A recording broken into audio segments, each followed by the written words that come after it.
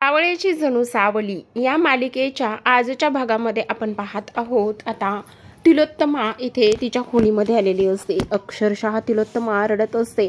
तेवढ्यातच राजकुमार तिथे येतो. राजकुमार तिथे आल्यानंतर इथे तो म्हणत असतो, आई प्लीज ग माझ्याशी बोल ना आणि मला एक संधी दे सुधारण्यासाठी. प्लीज एक संधी दे ना ग आई प्लीज. तू असं मला अंतर देऊ नकोस ना ग आई प्लीज, असं इथे तो म्हणत असतो. त्यावरच आता इथे ती म्हणत असते, मी का तुला एक संधी देऊ. आणि त्यासोबत तो म्हणत असतो, अगं आई असं काय करतेस. इथे मी एक चांगला मुलगा नाही होऊ शकत का ग. अगं आई मी तुझा मुलगा आहे, तुझ्या पोटी मी जन्म घेतला आहे. त्याचबरोबर इथे मेहेंदळेचा जो बिझनेस आहे तो सुद्धा ग्रो करण्यासाठी इथे रूपम कॉस्मेटिकमध्ये मी किती काम केलेलं आहे आणि तरी सुद्धा इथे तू मला असं का बोलत आहेस. असंच आता इथे राजकुमार बोलत असतो. त्यावर आता तिलोत्तमा म्हणत असते, मग ते मी नाकारतच नाही. त्यावर तो म्हणतो, मग तरी सुद्धा तू मला घराबाहेर हकललंस का ग. मी एवढं सगळं काही केलं, तुला एकदा सुद्धा माझ्या मनाचा विचार नाही का ग आला. तू एवढं सगळं काही केलंस तर ते मी इथे माफ करायला हवं का. नाही मी म्हणतच नाहीये मी चूक केलेली, मी म्हणतच नाही मला माफ कर म्हणून, पण प्लीज मला समजून घे, मला एक संधी तरी दे, असं इथे तो बोलत असतो. ह्या सगळ्या गोष्टी बोलल्यानंतर आता तो म्हणत असतो, हवं तर मी तुझी आणि त्याचबरोबर अमृताची सगळ्यांसमोर माफी मागायला तयार आहे आई, पण प्लीज मला एकदा माफ कर ना. त्यावर तिलोत्तमा म्हणत असते, राजकुमार हे सगळं तू आत्ता जे काही बोलतोयस ना, तर मी तुझी आई आहे. 9 महिने मी तुला पोटात वाढवलंय. त्याचबरोबर तुला मी सगळं काही ओळखते, सगळ्या पद्धतीने सगळ्या अंगाने मी तुला ओळखते. जेव्हा सावली आणि त्याचबरोबर इथे अमृता तुला घेण्यासाठी आल्या, ते एवढ्या सहजासहजी तू त्यांच्याबरोबर आलायस असं वाटतंय तुला, किंवा मी वेडी आहे असं वाटतंय तुला. तू नक्कीच त्यांच्या समोर नाटकी केली असशील, त्यांना सांगितलं असशील की पाय धरून माफी मागा म्हणून, आणि हे सगळं राजकुमारने केलेलं असतं आणि त्याला ते आठवत असतं. त्यावरच आता तिलोत्तमा म्हणत असते, तू आत्ता हे जे काही बोलतोयस ना तो तू नाहीच आहेस मुळात. मी तुला चांगलंच ओळखते राजकुमार, तुझी नस ओळखते आणि त्याचबरोबर आणि आता तर मी तुला चांगलाच ओळखलंय काय. राजकुमार खरं खरं सांग, तू खरंच बदललायस. खरंच तुला चुकीची जाणीव होती, तुला पश्चाताप होतोय. अरे ती पोरगी होती म्हणून त्या जुडीचं प्रकरण बाहेर निघालं, नाहीतर तू आम्हाला आतापर्यंत गंडवतच आलेला आहेस ना. त्यावरच आता राजकुमार म्हणत असतो, हो खरंय ते त्या सावल्या पोरीने सगळा घात केलाय, सगळा घात तिने केलाय. आणि मला माहितीये ना मी चुकलोय, मी चुकलोच होतो का आई, मी तुला सांगणारच होतो. त्या पोरीनं तुझ्याकडे जर 5 करोड मागितलेत तसं तिने मला सुद्धा ब्लॅकमेल केलंच होतं ना, आणि मला सुद्धा तिने इथे 5 करोड काय कितीतरी पैसे मागतच होती ती मला. आई मला एक गोष्ट कळत नाही, 9 महिने पोटात वाढवलेल्या मुलावर तुझा विश्वास नाही आणि त्या काल आलेल्या पोरीवरती तुझा विश्वास आहे आई. मला एक गोष्ट सांग, ती पोरगी साधी तुझ्या गिनती सुद्धा नव्हती आणि ती पोरगी आज 9 महिने वाढवलेल्या मुलापेक्षा इथे जास्त प्रिय झाली आहे का ग तुला. नाही, ती पोरगी माझ्या कधीच गिनतीमध्ये नव्हती आणि नसणार सुद्धा आहे, पण ती इमानदार आहे, तिच्याकडे सच्चपणा आहे.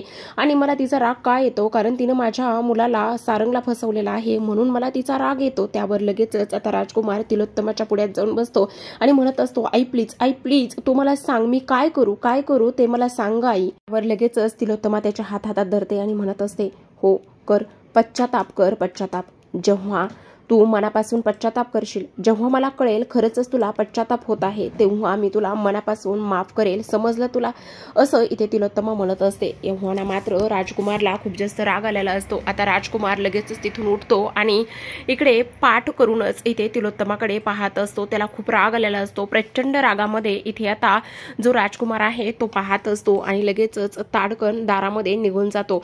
बाहेर तिलोत्तमाच्या खोलीबाहेरच उभा राहिलेला असतो आणि मनाशीच म्हणत असतो, कुमार म्हणत असतो, होतोय ना मला आज खूप जास्त पश्चाताप होतोय. तेवढ्यातच सावली खालून वरती येत असते आणि तो म्हणत असतोय, खूप पश्चाताप होतोय, खूप जास्त होतोय. कशाचा होतोय, तर तो म्हणजे तिलोत्तमा मेहेंदळेच्या पोटी जन्म घेतल्याचा आज मला सगळ्यात जास्त पश्चाताप होत आहे, असं राजकुमार इथे बोलत असतो. मेहेंदळे परिवारापासून तू मला कायमचं तोडलेस, कायमचं दूर केलेस. मग मी आज हा राजकुमार एक शपथ घेतोय आणि ती म्हणजेच की मेहेंदळे परिवाराला आणि रूपम कॉस्मेटिकला कायमचा दूर करेल, अशीच मी आता शपथ घेतो. असं म्हणूनच तो आता ताडकन रागातच सोहमच्या खोलीमध्ये निघून गेलेला असतो.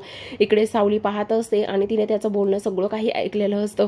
आता हे सगळं काय आहे, कशा पद्धतीने इथे एवढे हे चिडलेले होते, हा विचार इथे ती करत असते.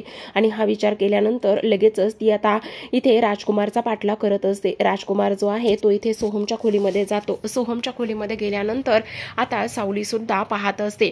तर तो आता सोहमच्या खोलीमध्ये जातो आणि तिथे गेल्यानंतर आता सोहमच्या खोलीमध्ये जाऊन कपाटातून एक फाईल राजकुमार काढतो आणि कपाटातून एक फाईल काढल्यानंतर तो त्यामधले पेपर काही चेक करत असतो. आता त्या फाईलमधले काही पेपर इथे चेक केल्यानंतर जो राजकुमार आहे त्याला जो इथे कागद हवा होता तो कागद इथे काढून घेतो.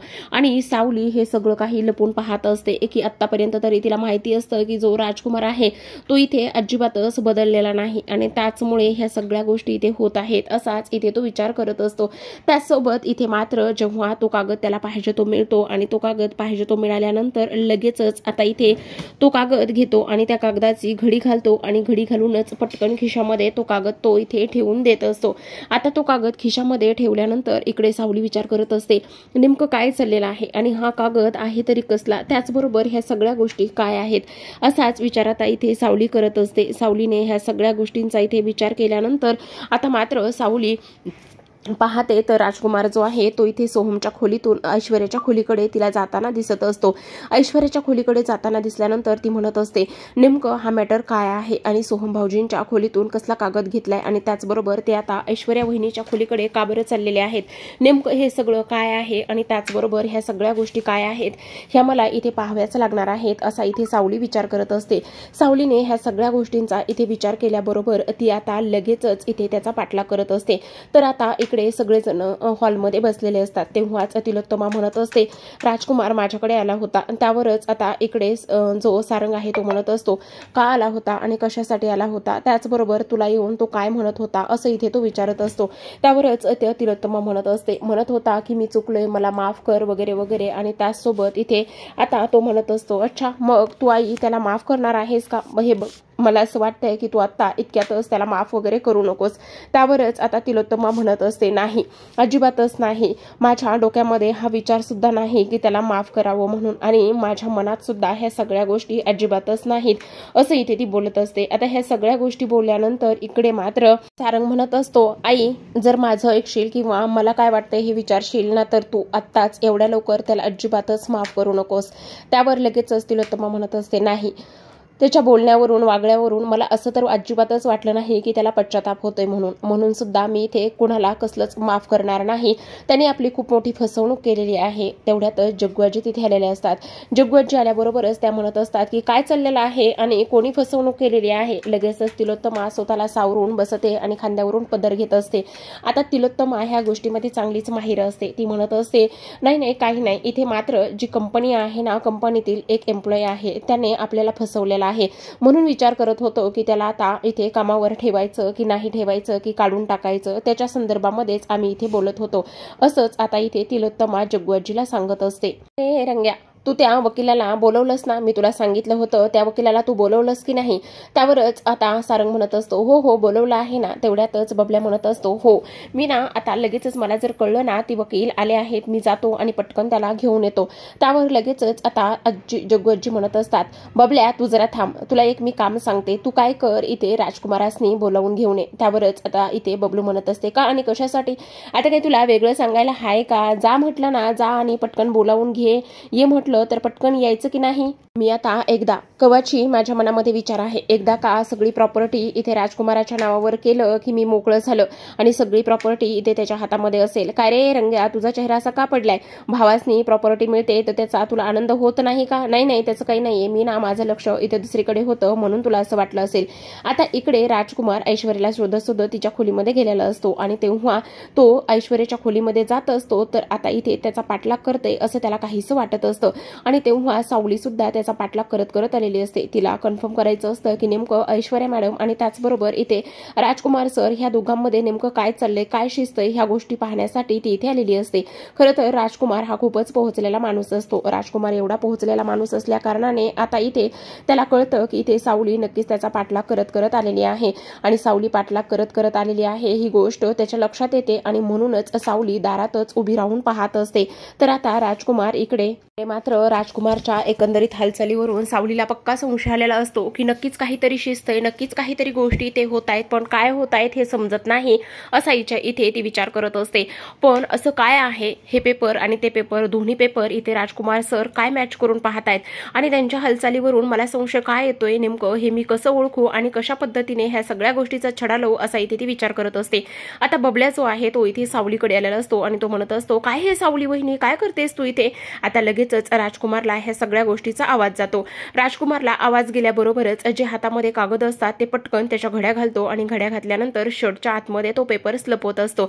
इकडे आता लगेचच तो म्हणत असतो, अगं इथे काय करतेस तू? इथे जग्गूजीला चहा हवाय, केव्हाची आवाज देते ती तुला? अरे काही नाही, मी ते नाही, हे पडलं होतं ते उचलायला आले होते, ये पटकन असं म्हणून आता बबलू तर खाली निघून गेलेला असतो. तेवढ्यातच राजकुमार सावलीच्या पुढ्यात येऊन उभा राहतो. आता सावलीच्या पुढ्यात येऊन उभा राहिल्याबरोबरच तो म्हणत असतो, काय गे माझा पाठलाग करतेस, माझ्यावर नजर ठेवून आहेस का? सावली म्हणते, नाही नाही नाही तसं काही नाहीये. तेवढ्यातच राजकुमार म्हणतो, तुझ्या चेहऱ्यावरून बघून कोणीही सांगू शकतं की तू स्पष्टपणे खोटं बोलत आहेस. हे बघ सावली, तुला खोटं बोलता येत नाही आणि उगाचच मी ज्या गोष्टी करतोय त्या सगळ्या गोष्टीमध्ये इथे उगाचच खोड्या घालण्याचं काम करू नको, समजलं तुला? राजकुमार आहे मी, राजकुमार, समजलं तुला? ह्या घरामध्ये राहून मी काय काय करू शकतो आणि काय काय नाही याचा अंदाज सुद्धा नाहीये तुला. त्यामुळे उगाचच माझ्या वाकड्यात जाऊ नकोस आणि माझ्या कामामध्ये उगाचच खोडा घालू नकोस सावली, समजलं तुला? तुझी कामं गपचूप कर. आणि त्याचबरोबर मी मेहेंदळे आहे, मेहेंदळे, समजलं तुला? त्यामुळे इथे अजिबातच माझ्या कामामध्ये अडथळा आणायचा नाही. पुन्हा एकदा इथे बबली आलेला असतो आणि तो म्हणत असतो, अगं काय हे सावली वहिनी, चल पटकन चहा दे, किती वेळची वाट बघतायत ते, असं म्हणूनच आता सावली खूप घाबरलेली असते. तर इकडे आता सावलीने सर्वांसाठी चहा बनवून आणलेला असतो. तेवढ्यातच इथे वकील साहेब सुद्धा आलेले असतात. सावली सगळ्यांना चहा देत असते. तर इकडे मात्र जो सारंग आहे त्याच्या मनामध्ये खूप काही विचार इथे सुरू असतात. त्यावरच तो सावलीला म्हणतो, इथे मी सुद्धा चहा घेणार आहे. आता राजकुमार तिथे येऊन बसतो आणि लगेचच म्हणत असते, आजी काय रे, कुठं होतास तू, केव्हाच बोलवलंय तुला? त्यावरच तो म्हणत असतो, नाही नाही मला बोलवलं होतंस? हो तुलाच तर बोलवलं होतं, केव्हाची आवाज देते तुला? अच्छा हो का, मी काही नाही, कामात होतो थोडासा, हे बघ वकील साहेब आलेत केव्हाचे. तर आता सावलीने सगळ्यांना चहा दिलेला असतो. तर आजी म्हणत असतात, तर वकील साहेब माझं गावाकडे जे जे काय आहे ना ते मला सगळं माझ्या नातवाच्या म्हणजेच राजकुमारच्या नावावर करायचं आहे. ही गोष्ट ऐकल्याबरोबर राजकुमारला तर खूपच मोठा धक्का बसतो. आता इकडे वकील साहेब म्हणत असतात, बरं ठीक आहे, हे सगळी प्रोसेस होईल, पण मग तुमच्या प्रॉपर्टीचे जे मेन कागद आहेत ते द्या. त्याचबरोबर तुमच्या रक्ताचे नाते असलेले तुमचे जे मुलं आहेत त्यांच्या सुद्धा सह्या लागतील. त्यांच्या सह्याशिवाय ही प्रॉपर्टी कुणाच्याही नावावर होणार नाही आणि त्याचसोबत इथे ते सुद्धा इथे समोर सह्यासाठी लागणार आहेत असं वकील साहेब सांगत असतात. आता मात्र इकडे ती मुलं म्हणजेच की तिची मुलं जग्गूआजीची ती ही प्रॉपर्टी नावावर करून देण्यासाठी कशी येतील? इकडे मात्र सावलीच्या मनामध्ये प्रश्न पडलेला असतो. म्हणजेच इथे जोपर्यंत समोरची व्यक्ती त्या प्रॉपर्टीच्या पेपरवर सह्या करणार नाही तोपर्यंत ती प्रॉपर्टी कोणाच्याही नावावर होऊ शकत नाही. हे तर आता इथे सावलीला समजलेलं असतं.